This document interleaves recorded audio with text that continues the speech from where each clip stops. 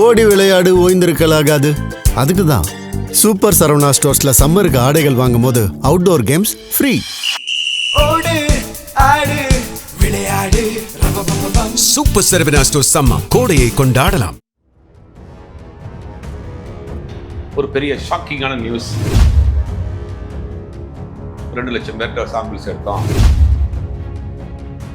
யாரை எதிர்த்து போட்டீங்க, யாரை ஆதரிச்சு போட்டீங்க இருக்கிறதுக்கு வாய்ப்பும் இல்லை. அதுக்கு ஏன் வாய்ப்பு இல்லைன்னு அடிச்சு சொல்றோம்னா, அந்த காரர் இந்த குடும்பம் என்ன அதிமுக குடும்பமா திமுக குடும்பமா, டிவிகே டிஎம்கே ரியல் ஃபைட். தாவேகா வந்து 40,000 ஓட்டு பிடிக்கிறார்.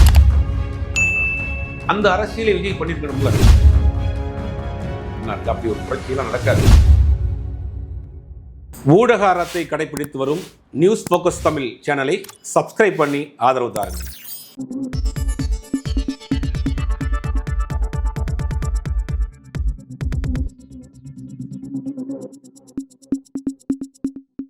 நியூஸ் போக்கஸ் தமிழ் நேயர்களுக்கு வணக்கம். இன்று நம்மோடு இணைந்திருப்பவர் பத்திரிகையாளர் சுபேர் அவர்கள்.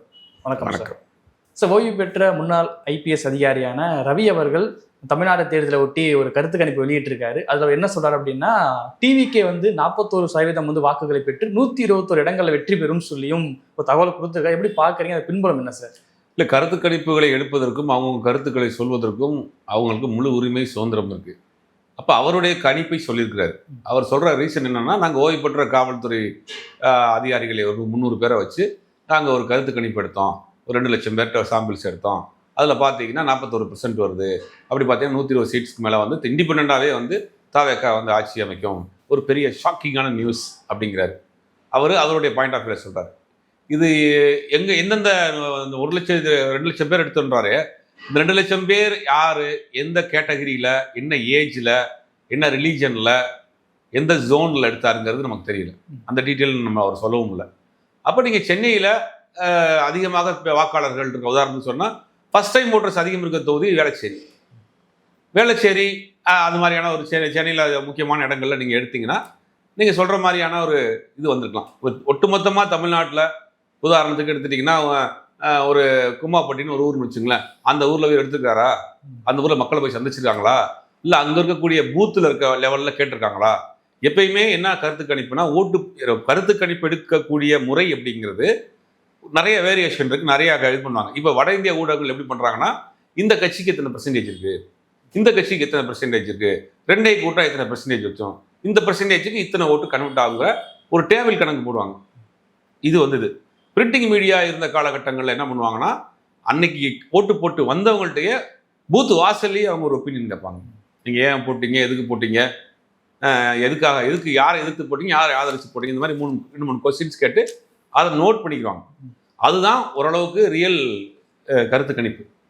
அதுக்கப்புறம் தேர்தல் முடிஞ்சதுக்கு பிறகு கூட அவங்க சொல்ல மாட்டாங்க. தேர்தலுக்கு முடிஞ்ச பிறகு கூட சில பேருக்கு இந்த கட்சிக்கு போட்டிருக்க வேண்டாம், இந்த கட்சிக்கு போட்டிருக்கணுங்கிற மனநிலையெல்லாம் கூட இருக்கும். அந்த டைமில் அவங்க போடுறது தான். அப்போ அப்படி தான் கருத்து கணிப்பு எடுப்பாங்க. இவர் ரேண்டமாக வந்து நாங்கள் வந்து ஒரு 2 லட்சம் பேர்கிட்ட சாம்பிள்ஸ் எடுத்தோம்னா, 2 லட்சம் பேர் என்ன வயசில் எடுத்தார், எந்த ஊரில் எடுத்தாங்க, என்ன கேட்டகரியில் எடுத்தாங்க அப்படின்னு தெரியல. நீங்கள் 18லேருந்து ஒரு 20 வயசுக்குள்ளே இருக்கக்கூடிய ஆட்கள் 17 லட்சம் பேருக்கு. அந்த 17 லட்சம் பேர்கிட்ட கேட்டிங்கன்னா 45% கூட வரும், 50% கூட வரும். நீங்கள் அதுக்கு மேலே போக போக போக பார்த்தீங்கன்னா உங்களுக்கு கம்மியாகும். இப்போ அதை பார்க்குறப்ப அதில் வந்து ஒரு நம்பகத்தன்மை மாதிரி இருக்கிற விஷயம் நமக்கு தெரியலை. அந்த மாதிரி இருக்கிறதுக்கு வாய்ப்பும் இல்லை. அதுக்கு ஏன் வாய்ப்பு இல்லைன்னு அடித்து சொல்கிறோம்னா, நம்ம ஒரு கருத்து கணிப்பு எடுத்தோம், நம்ம ஸ்டடி பண்ணிக்கிறதுக்காக, நம்ம பேசணுங்கிறதுக்காக. அதை வந்து நம்ம இங்கே எடுத்த ஆட்கள்லாம் கூட சொன்னாங்க, நம்ம கூட ரிலீஸ் பண்ணியிருக்கலாம், இதை ஒரு ப்ரெஸ் மீட் வச்சு ரிலீஸ் பண்ணியிருக்கலாம் அப்படின்னாங்க. நாங்கள் ரேண்டமாக நாங்கள் எப்படி எடுத்தோம் அப்படின்னா, 75,000 பூத்தில் இருக்கக்கூடிய பூத் ஏஜென்ட்ஸ் அவங்கள வச்சு, தெரிஞ்ச ஃப்ரெண்ட்ஸை வச்சு, தெரிஞ்ச ஊரில் இருக்கக்கூடிய ரிப்போர்ட்டர்ஸை வச்சு, கட்சி ஆட்களை வச்சு, அந்தந்த பூத்தில் எவ்வளோ விழுந்திருக்கு ஓட்டு, என்ன கேட்டகரி வைஸ், என்ன ஏஜ் வைஸ் அப்படி நம்மகிட்ட ரிப்போர்ட்டே இருக்குது. 18லேருந்து 20 வயசு வரைக்கும். அப்போ 25லேருந்து 30, 40லேருந்து 45, 40+ நாங்கள் போட்டிருக்கோம். 40+ 90 வயசு வரைக்கும் உள்ள கேட்டகரி. இதெல்லாம் பார்க்குறப்ப ஒவ்வொரு ஏஜ் வைஸ் எவ்வளோ ஓட்டு போலிங்காக இருக்குது பார்த்தீங்கன்னா, அந்த 17லேருந்து 20 வயசுக்குள்ளே இருக்கிறவங்களுடைய மொத்த ஓட்டர்லேயே வந்து 17 லட்சம் பேர். அது 17 லட்சம் பேர் 5 லட்சம் பேர் போடலை. அதில் 12 லட்சம் பேர் போட்டிருக்காங்க. அந்த 12 லட்சத்தில் 2 லட்சத்தை லெஸ் பண்ணால் கூட 10 லட்சம் ஓட்டு டிவி கேட்கணும். அப்புறம் அப்படியே ஏஜ் போக போக போகன்னா அந்த அந்த அந்த கட்சிக்கு விழக்கூடிய ஓட்டுகளுடைய எண்ணிக்கை அப்படி குறைஞ்சிட்டே வரும். இப்போ 40 வயசுக்கு மேலே அப்படி போகிறப்போ அது வந்து ஒரு 5% கிட்ட வருது. ஒரு 60 45 50 60ன்னு போகிறப்ப சுத்தமாகவே அந்த கட்சிக்கு ஓட்டு விழுது. இப்போ நீங்கள் 40லேருந்து 60 70 80 வரைக்கும் பார்த்தீங்கன்னா 40-45% இருக்கிறாங்க பாப்புலேஷன் ஓட்டு போடுறவங்க. 45% இருக்காங்க. அதெல்லாம் பார்த்தீங்கன்னா சுத்தமாகவே டிவிக்கு பெருசாக இருக்காது. ரொம்ப மைல்டான ஒரு பெர்சன்டேஜ் அங்கே இருக்கும். வேற % 1% ரொம்ப ரேராக போட்டிருப்பாங்க. அங்கெல்லாம் வந்து மேஜர் ஓட்டே அவங்க தான். கிட்டத்தட்ட ஒரு 50%க்கு மேலே அவங்க தான் ஓட்டு போட போகிறாங்க. இப்போ இதெல்லாம் நாங்கள் கால்குலேட் பண்ணுறோம். அப்போ என்ன செய்யறோம்னா ஒவ்வொரு பூத்துலையும் நம்ம கேட்குறோம், ஒவ்வொரு பூத்துக்கும் அதிமுகவுக்கு எவ்வளோ ஓட்டு வந்திருக்கோம். அந்த பூத்தில் உட்காந்துருக்கிறவங்க கணிச்சிருவாங்க. இப்போ நீங்கள் பூத்தில் இருக்கீங்கன்னா உங்கள் ஏரியாவில் இருக்கிற ஆள் தான் நீங்கள் பூத்தில் இருப்பீங்க. அப்போ எந்தெந்த கேட்டகரியில் என்னென்ன வயசில் சொந்தக்காரன் யார் பந்தக்காரன் யார், இந்த குடும்பம் என்ன அதிமுக குடும்பமா திமுக குடும்பமா, இந்த முறை எப்படி போட்டிருக்கான்னு கணிச்சிருவாங்க. அப்படி நம்ம பார்க்குறப்ப ஒரு பூத்தில் வந்து 80 ஓட்டு வந்திருக்கும், ஒரு பூத்தில் வந்து 100 ஓட்டு வந்திருக்கு, ஒரு பூத்தில் 180 ஓட்டு வந்திருக்கு, ஒரு பூத்தில் 200 ஓட்டு வந்திருக்கு, ஒரு பூத்தில் வெறும் 30 ஓட்டு வந்து 900 இருக்கிற ஒரு பூத்தில் 30 ஓட்டு வந்திருக்கு. இப்படி வந்து பார்க்குறப்ப ரேண்டமாக ஒரு பூத்துக்கு 100 ஓட்டு, 75,000 பூத்துக்கு 25 லட்சம் ஓட்டு விழுந்திருக்கு அப்படிங்கிறத நம்ம உறுதியாக சொல்லலாம். ஆனால் இன்னொரு 25 லட்சம் ஓட்டு நம்ம கணிக்க முடியாத ஓட்டு, ஒரு 25 லட்சம் ஓட்டு விழுந்தா கூட 1 கோடி ஓட்டு அப்படிங்கிறதுக்கு வாய்ப்பு இருக்குது. அதுக்கு மேலே போகிறதுக்கான வாய்ப்பே இல்லை. இப்போ நீங்கள் ரேண்டமாக எந்த ஊருக்கு போனாலும் அதிமுக தான் ஒன்றும் களத்தில் இருக்குது. நீங்கள் வந்து 3 கார்னர் ஃபைட் ஒரு இடத்துல வருது டஃப்பாக அப்படின்னா கூட 33% வாங்கணும். 33 பார்த்தீங்கன்னா 99 வரும். அதாவது எப்படின்னா 3 கார்னர் ஃபைட். இப்போ 3 candidate, TVK candidate, AIADMK candidate, ADMK கேண்டிடேட்னு வச்சுங்களேன், 3 பேருமே சமபடத்தில் டஃப் காம்படேட்டராக இருந்தாங்கன்னா அவங்க 33%. இப்போ நீங்கள் உட்பட பல பேர் வந்து கருத்துக்கள் எடுத்துருக்கீங்க. பல பேர் என்ன சொல்கிறாங்க அப்படின்னா பல இடங்களில் வந்து 3 கார்னர் ஃபைட் அதை இருக்குன்றாங்க. இப்போ நீங்கள் உட்பட எவ்வளோ % எத்தனை இலக்கில் வந்து டிவிகே வந்து, அதாவது சென்னையை பொறுத்த வரைக்கும் டிவிகே வந்து 30%க்கு மேலே இருக்கு. சென்னையை பொறுத்த வரைக்கும் விஜய் சொன்னார்ல, TVK vs DMK, DMK real fight Chennai தான். பல இடங்களில் அவங்க வந்து சில இடங்களில் டிவிகே சென்னையில் ஜெயிக்கிறதுக்கும் வாய்ப்பு இருக்கு. அப்படி திமுக ஜெயிச்சாலும் பெர்சன்டேஜ் ரொம்ப கம்மியாக இருக்கும். இங்கே வந்து டிவிகே டிஎம்கேங்கிறதான் ஒரு இது. அதிமுக இங்கே 3ஆவது இடத்துல இருக்குது சென்னையில். அதிமுகவினுடைய ஓட் பர்சன்டேஜ் வந்து சென்னையை பொறுத்த வரைக்கும் 20-25%. ஆனால் டிவிகே ஓட் பர்சன்டேஜுங்கிறது வந்து 30%க்கு மேலே போகுது. திமுக பர்சன்டேஜ் பார்த்தா 35% வச்சுருக்காங்க. இந்த 35% நெருக்கிட்டாருன்னா விஜய் வெயிட் பண்ணி வரும் சென்னையில். இதுதான் சென்னையுடைய இது. ஆனால் நீங்கள் ஓவராலாக சென்னையை தவிர்த்து நீங்கள் பார்த்தீங்கன்னா ஒரு 20% இருக்கு. ஒரு தொகுதியில் வந்து 17% இருக்கும், ஒரு தொகுதியில் 16% இருக்கும், ஒரு தொகுதியில் 8%லாம் ஒரு தொகுதியில் நாங்கள் எடுத்தோம். 8%லாம் இருக்குது டிவிகே, அவ்வளோதான். ஏன்னா அங்கே கேண்டிடேட் பெருசாக இது இல்லை. இந்த 2 கேண்டிடேட்டும் ஸ்ட்ராங்கான கேண்டிடேட். இப்போ அதிமுகவில் ஒரு தனிப்பட்ட செல்வாக்குள்ள நபர்னு வச்சுங்களேன், அவருடைய டாமினேஷன் அதே ரேஞ்சு திமுக ஒருத்தர் இருப்பார். அப்போ அங்கே வந்து டபுள் கார்னர் ஃபைட்டாக தான் போகும். இப்போ நீங்கள் ட்ரிபிள் கார்னர் ஃபைட்டுங்கன்னா 4 கார்னர் ஃபைட் இருக்குது நமக்கு. காரைக்குடி உதாரணத்துக்கு, காரைக்குடியில் திமுக வேட்பாளர், திமுக கூட்டணியில் காங்கிரஸ் வேட்பாளர் மாங்குடி, இந்த பக்கம் பார்த்தீங்கன்னா நாம் தமிழர் சீமான், டாக்டர் பிரபு. அங்கெல்லாம் பார்த்தீங்கன்னா 4 கார்னர் ஃபைட். அங்கே எப்படின்னா நீங்கள் 30% எடுத்தாலே ஒருத்தர் வின் பண்ணிடலாம், ஓட்டை ஸ்பிட் பண்ணிக்கிறாங்க. அந்த மாதிரியான சிச்சுவேஷன் தமிழ்நாட்டில் சென்னையை தவிர வேற எங்கே ஒரு சில தொகுதிகளை தவிர இல்லை. பெரும்பாலும் டபுள் கார்னர் ஃபைட் தான் இருக்குது. தேர்ட் பேட்ஸ்மேனாக தான் டிவிகே இருக்குது பல தொகுதிகளில். அப்படி பார்க்குறப்ப அதிமுக ஏற்கனவே கொஞ்சம் பலகீனமாக இருக்குது, கூட்டணி வலுவாக இல்லை அப்படிங்கிற பட்சத்தில் அங்கே திமுக லீட் எடுக்குது. எப்பயும் போல தாவேக வந்து ஒரு 20%, ஒரு தொகுதிக்கு 30,000 to 40,000 20,000 அப்படின்னு அவங்க பிரிக்கிறாங்க. அப்போ வந்து இதை தாண்டி ஒரு 2 லட்சம் ஓட்டு இருக்கிற தொகுதியில் வச்சுக்கலாம் உதாரணத்துக்கு, தாவேக வந்து ஒரு 40,000 ஓட்டு பிரிக்கிறாங்க. மிச்சம் 1,60,000 ஓட்டு இருக்கு. இந்த 1,60,000 ஓட்டு அதிமுக திமுக தான் ஸ்பிளிட் பண்ணுது. அதில் யார் வந்து ஒன்றும் அதிகமாக வாங்குறாங்களோ, 2,000 ஓட்டு 1,000 ஓட்டு அதிகமாக வாங்குறாங்களோ 2 பேத்துக்குள்ள, அவங்க தான் வின்னு. இதுதான் யதார்த்தம். இதுதான் களத்தில் இப்படி தான் இருக்குது. நம்ம சென்னை வந்து அது அப்படியே தலைகளாக மாறுது. நீங்கள் சென்னையிலேருந்து தமிழ்நாட்டை பார்க்குற பார்வை வேற, ரூரல்லேருந்து ஊருக்குள்ளேருந்து நீங்கள் சென்னையை பார்க்குற பார்வை வேற, ரெண்டும் வேறு. அதே மாதிரி நீங்கள் கொங்குல பார்த்தீங்கன்னு வச்சுங்களேன், அங்கே பார்த்தீங்கன்னா டஃப் ஃபைட்டு யாருக்குன்னா திமுக அதிமுக தான். அங்கே டிவிக்கு பெரிய ஃபேக்டரே கிடையாது. அங்கே பார்த்தீங்கன்னா எனக்கு அங்கே கொங்கு முழுவதுமே எனக்கு தெரிஞ்சு டிவிக்கான பெர்சன்டேஜ்ங்கிறது அதிகபட்சம் 10-12%, அதிகபட்சம் 15%. இவர் செங்கோட்டையன் இருக்காரு, செங்கோட்டையன் மட்டும் ஜெயிப்பார். செங்கோட்டையன் நீங்கள் டிவிக்கு லிஸ்ட்டில் சேர்க்கக்கூடாது, அவர் தனிப்பட்ட செல்வாக்கு. அவர் செங்கோட்டையன் ஜெயிப்பாருன்னு நம்ம சொல்லலாம். இப்போ அதை தவிர்த்து நீங்கள் பார்த்தீங்கன்னா ஒரு 10% 15% கூட தான் கொங்குல வரும். சென்னையில் பார்த்தா 30-35% வரும். ஓவராலாக தமிழ்நாட்டில் பார்த்தா 20%, இதுக்கு மேலே தாண்டாது. அப்படிங்கும்போது எப்படி 41% வருது, 120 சீட் எப்படி வருதுங்கிறது விஜயே அந்த கனவை மறந்துட்டார். இப்போ இவங்க திருப்பதி அப்படியெல்லாம் ஒரு விஷயம் நடந்து விஜய் வந்து 35% மேலே ஓவராலாக தமிழ்நாட்டில் எல்லா இடத்துலையும் வாங்கி 100 தொகுதியில் 35% விஜய் வாங்கிட்டாருங்க. வாங்கி நடந்தால் அது ஒரு புரட்சி. அது நடக்குமாங்கிற சூழ்நிலை நமக்கு தெரியல. அப்படி ஒரு புரட்சி நடக்கிறதா இருந்தால் பெர்சன்டேஜும் ஏறி இருக்கணும். இரட்டை இலக்கில் வந்து சீட்டில் வெற்றி பெற வாய்ப்பு இருக்குன்னு பெரும்பாலும் சொல்லப்படுது. அதெல்லாம் வாய்ப்பே இல்லை. சிங்கிள் டிஜிட்டில் சென்னையில் வருவாங்க, மற்ற எங்கேயும் வர மாட்டாங்க.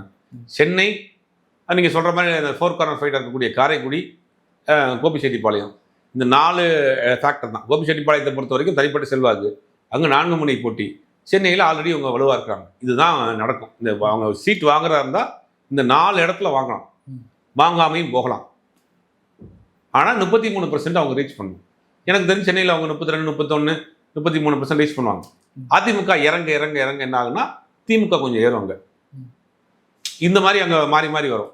அப்படி பார்க்குறப்ப 20% ஓவராலாக சில தொகுதிகள் வெற்றி பெறவும் முடியும். இதுதான் கிரவுண்ட் ரியாலிட்டி.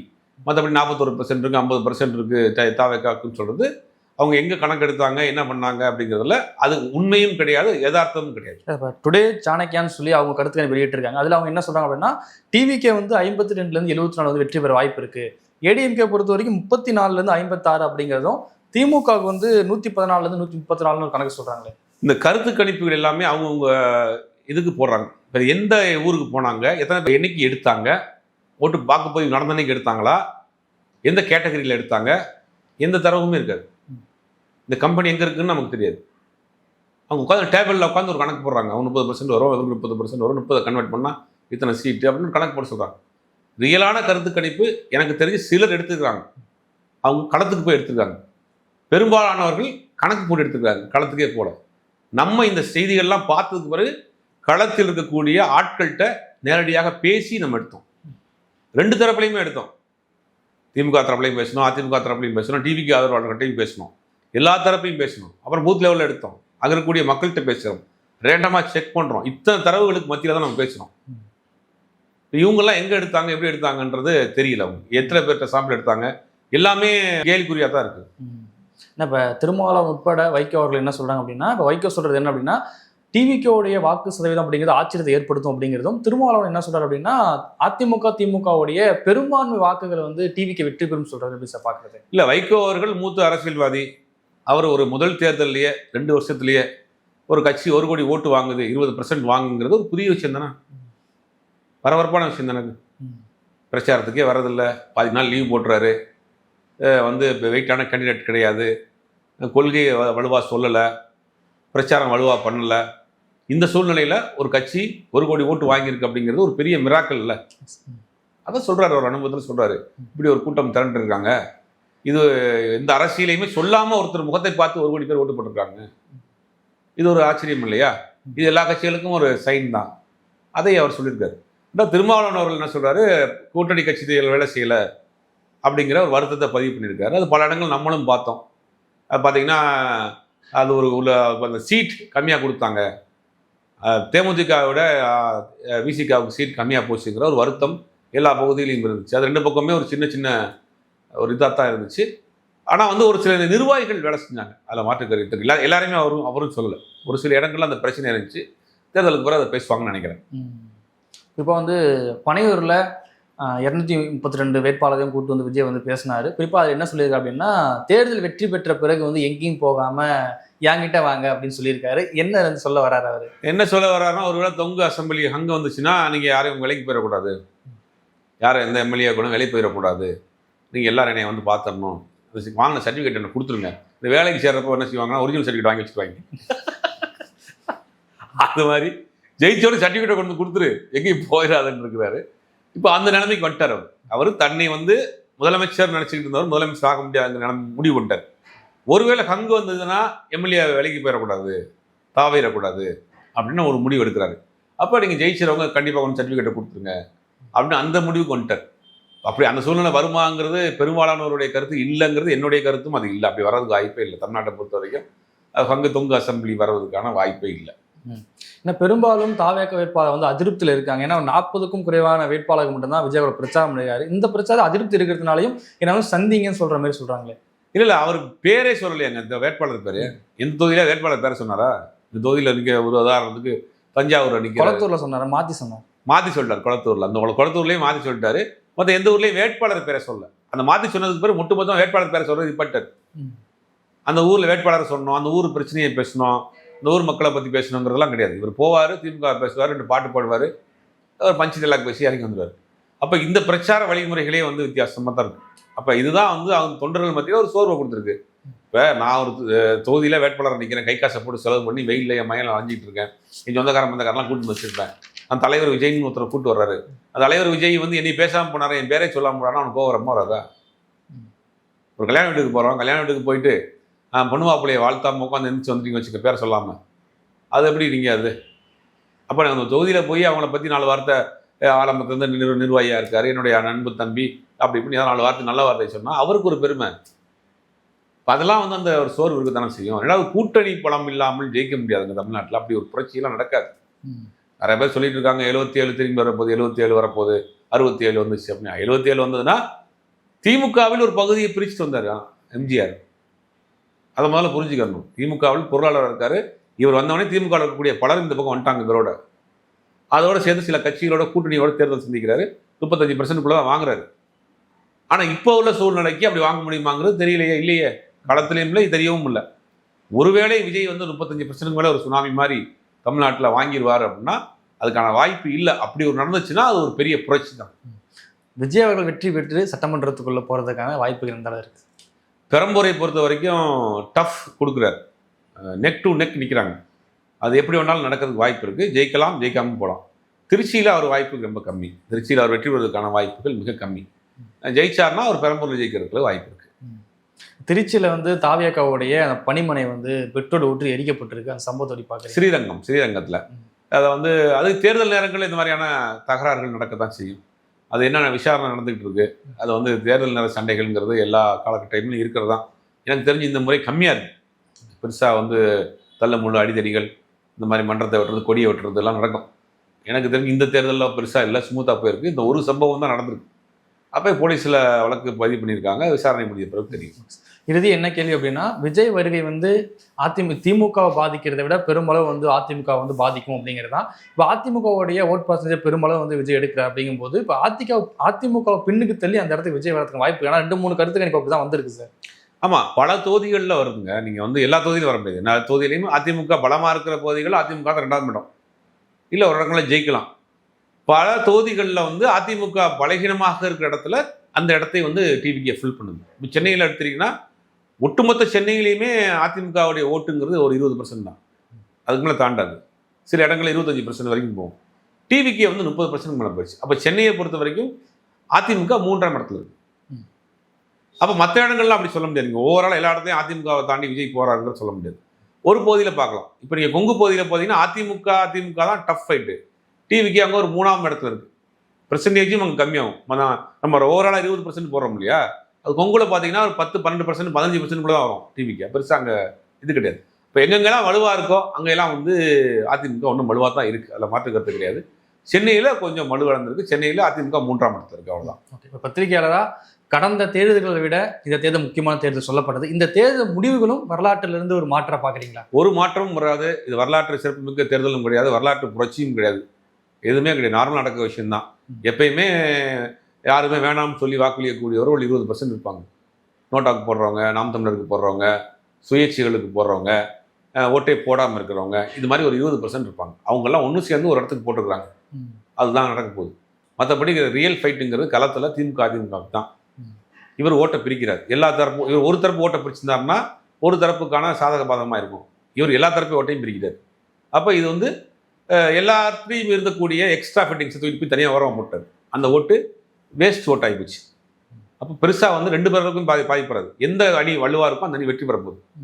விஜய் ஃபேக்டருங்கிறது ஒரு தேர்தல் முடிவுக்கு பிறகு பார்த்தீங்கன்னா 2 கட்சியிலையும் எடுத்த ஓட்டை தனியாக ஒதுக்கி வச்சுட்டார். அவ்வளோதான். அந்த ஓட்டு எதுக்கும் பயனில்லாத ஓட்டாச்சு. ஒருவேளை விஜய் வந்து ஒரு வலுவான கூட்டணியை கட்டமைச்சிருந்தாருன்னா அவர் வெற்றி பெறுவதற்கான வாய்ப்புகள் இருந்தது. உதாரணத்துக்கு அவர் அதிமுகவில் பாஜக இல்லாத ஒரு அதிமுகக்குள்ள கூட்டணி போட்டு 2 பேர் சந்திச்சாங்கன்னா ஒரு மிகப்பெரிய வெற்றியை கொடுத்துருக்கும், மாற்று கருத்தே கிடையாது. ஒருவேளை இன்னும் சில கட்சிகள், சின்ன சின்ன கட்சிகளாக ஒரு 5-6 கட்சியை சேர்த்துக்கிட்டு விஜய் ஒரு தேர்தலை சந்திச்சிட்டாருன்னா அந்த கட்சிக்கு ஒரு 2% ஓட்டு இருக்குது, இந்த கட்சிக்கு ஒரு 4% ஓட்டு இருக்குது. அப்படின்னா இந்த கூட்டணி பலம் தான் இங்கே முக்கியம். அண்ணாவே முதல் முறையாக ஒரு 15 வருஷ போராட்டத்துக்கு பிறகு 67 தேர்தலை சந்திக்கிறப்ப கூட்டணியோட தான் தேர்தலை சந்திக்கிறார். ராஜாஜியோட கூட்டணி வைக்கிறார், கம்யூனிஸ்டோட கூட்டணி வைக்கிறார், முஸ்லீம்களோட கூட்டணி வைக்கிறார். அண்ணாவுடைய முதல் தேர்தலில் இத்தனை கட்சியோட கூட்டணியை வச்சு தான் காங்கிரஸை வீழ்த்துறாரு. இப்போ எம்ஜிஆர் தேர்தலை சந்திக்கிறப்ப அவரும் ஒரு சில கட்சிகளோட கூட்டணி வைக்கிறாரு. திமுகவிலிருந்து பெரும்பாலான ஆட்களோட அண்ணா எம்ஜிஆரோட வந்துட்டாங்க. இப்போ அவரும் பண்றாரு. நீங்கள் கூட்டணியே இல்லாமல் ஒரு ஒரு ஒரு 2 வருஷத்துல ஒரு செயல்பாடு, 2 வருஷத்துக்குள்ள ஒரு வீரியமிக்க ஒரு செயல்பாடாக இருக்கு. திமுகவுக்கு ஓட்டு போடுறாங்கன்னா திமுகவுக்கு எதுக்கு போடுறாங்க? ஒரு மதசார்பற்ற அணி, தமிழ்நாட்டினுடைய உரிமைகள் பேசக்கூடிய அணியா இருக்கு, பாஜக எதிர்ப்பில் தீவிரமா இருக்கு அப்படிங்கிறதுனால திமுகவுக்கு போடுறாங்க. இப்போ அந்த வாக்குகளை விஜய் வாங்கணும்னா அந்த அரசியலை விஜய் பண்ணியிருக்கணும்ல. டீலிமிட்டேஷன் வந்துச்சு, அதுக்கு என்ன பண்ணார் விஜய்? எஃப்சிஆர்ஏ வந்துச்சு, அதுக்கு என்ன பண்ணார் விஜய்? திருப்பரங்குன்ற இஷ்யூ வந்துச்சு, அதுக்கு என்ன பண்ணார் விஜய்? கவின் வழக்கு வந்துச்சு, கொலை வழக்கு வந்துச்சு, அதுக்கு என்ன பண்ணார் விஜய்? இதெல்லாம் எதுவுமே பேச மாட்டேங்கிறாரு. டீலிமிட்டேஷனுங்கிறது தென் மாநிலத்து முழுவதுமுக்கான ஒரு அநீதியாக பார்க்கப்பட்டது. அப்போ கோர்ட் வரைக்கும் போகிறாங்க, உச்சநீதிமன்ற நாடாளுமன்றத்துக்கு போகிறாங்க, அது விவாதம் பண்ணுறாங்க, வாக்கெடுப்பு நடத்துகிறாங்க, முறியடிக்கிறாங்க. இவர் ஒரு அறிக்கை மட்டும் கொடுத்துட்டு போயிட்டாரு. எஃப்சிஆர்ஏன்னு ஒரு கிறிஸ்தவர்களுக்கான ஒரு பெரிய பிரச்சனை வருது, அதில் திருத்தம் கொண்டு வர்றாங்க, அதை எடுத்து பெரிய போராட்டம் ஆர்ப்பாட்டம் நடத்துறது, அதை பற்றி பேசலையே. அப்போ அந்த மக்கள் எப்படி இங்கே வாக்களிப்பாங்க, ஷிஃப்ட் ஆவாங்க? இவர் பேசினது அதிமுக அரசியல். திமுக எதிர்ப்பு தான் அதிமுகவினுடைய பிரதானம். அவங்களுக்கு பெருசாக மாநில நலன், மாநில சுயாட்சி, மாநில உரிமை, மொழி எல்லாம் கிடையாது, எதுவுமே கிடையாது. அவங்களுக்கு திமுகவா, தீய சக்தி திமுக, தீய சக்தி கருணாநிதி, அப்படி தான். அதுதான் அவங்களுடைய அடிப்படை கொள்கை. இப்போ டீலிமிட்டேஷன் வந்துச்சு, பிரச்சனை இல்லைன்னு சொன்னார் எடப்பாடி பழனிசாமி. ஏறக்குறைய அதை சாப்பிட்டா சொல்கிறாரு, அது பிரச்சனை இருக்குது, நீங்கள் பார்த்து பிடிச்சிக்குங்கன்றார் விஜய். திருப்பரங்குன்ற நிலைப்பாட்டில் அதிமுக ஒரு சார்பு நிலையை எடுத்துட்டாங்க, பாஜக நிலைப்பாட்டை எடுத்துட்டாங்க. விஜய் அது கருத்தை சொல்லாமல் ஒதுக்கி போகிறாரு. எஃப்சிஆர்ஐயில் வந்து பாதிப்பு இல்லைங்கிறாங்க, பாஜக நிலைப்பாட்டை அதிமுக எடுக்குது. இவர் கண்ணு காணாமல் ஒரு பேருக்கு அறிக்கை கொடுத்துட்டு போகிறாரு. அப்போ ஒரு சாஃப்டான இந்துத்துவாவை ஹேண்டில் பண்ணுறாரு விஜய். அப்போ யார் ஓட்டு அங்கே போகும்? அதிமுக ஓட்டு தான் போகும், பாஜக ஓட்டு தான் போகும். அந்த வேலையை தான் செஞ்சிருக்காரு விஜய். ரிசல்ட் வந்த பிறகு நம்ம அதை பார்ப்போம். ஓகே சார், இவ்வளோ நேரம் நிகழ்வில் கலந்து கொண்டு பல்வேறு கருத்துக்களை நமக்கு நன்றி.